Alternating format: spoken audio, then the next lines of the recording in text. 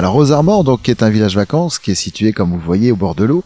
Et ce petit village vacances, il a une petite histoire qui est très originale. C'est à partir de 1830, ces bâtiments ont été construits pour loger les carriers, les familles des carriers, qui taillaient la pierre, ici, le grès rose, pour aller faire les pavés, pour aller faire les routes de France. Et ils faisaient des petits pavés, qu'on appelait ça les petits pavés de grès rose, avec une particularité. La carrière ici, c'est le lieu-dit qui s'appelle la Fosse-Errant, avait une particularité, c'est le paquet de tabac, comme le 10-10, c'est les paquets de tabac, le tabac à fumer qu'il y avait dans le temps.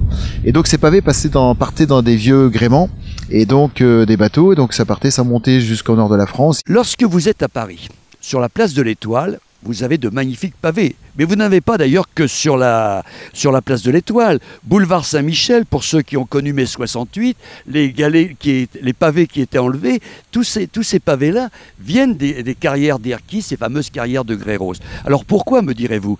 Eh bien tout simplement parce que la pierre partait d'ici, aux hôpitaux, parce qu'aux hôpitaux, petit village qui est juste à proximité, vous avez un port et les bateaux emmenaient jusqu'à Rouen, jusqu'à l'embouchure de la Seine, ces fameuses pierres, ces fameux galets, pour les remonter à Paris. Et là, ils ont été installés sur la place de l'Étoile.